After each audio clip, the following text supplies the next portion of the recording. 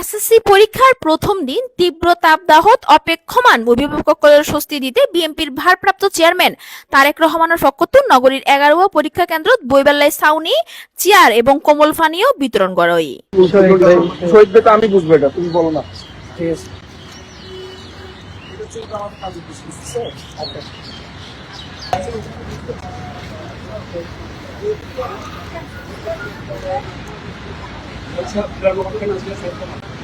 বৃহস্পতিবার 10 এপ্রিল নগরীর নাসিরাবাদ বালক উচ্চ বিদ্যালয় ও Nasirabad Balika Uchcha Bidyalay, Nasirabad Ankur society Balika school, Chattogram model school, wireless Chhautala Karani Uchcha Bidyalay ও সিএমপি উচ্চ বিদ্যালয় সহ কয়েকখান পরীক্ষা কেন্দ্রত এই কর্মসূচি উদ্বোধন করছে শিক্ষানুরাগী ও বিএনপি নেতা সাইদ আল নোমান।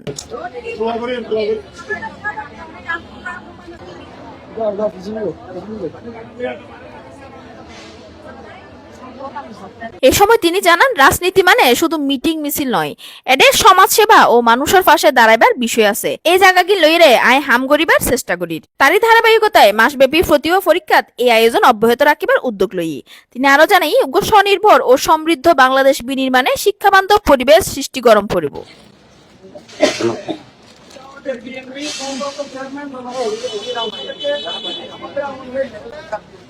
আমাদেরকে ডাকতেছে আমার পাঠানোর জন্য।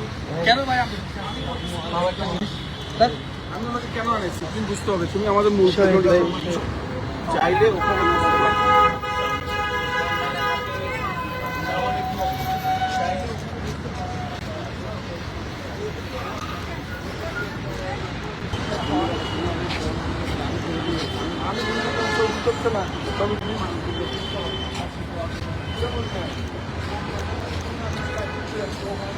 CNTV CTG, Chittagong.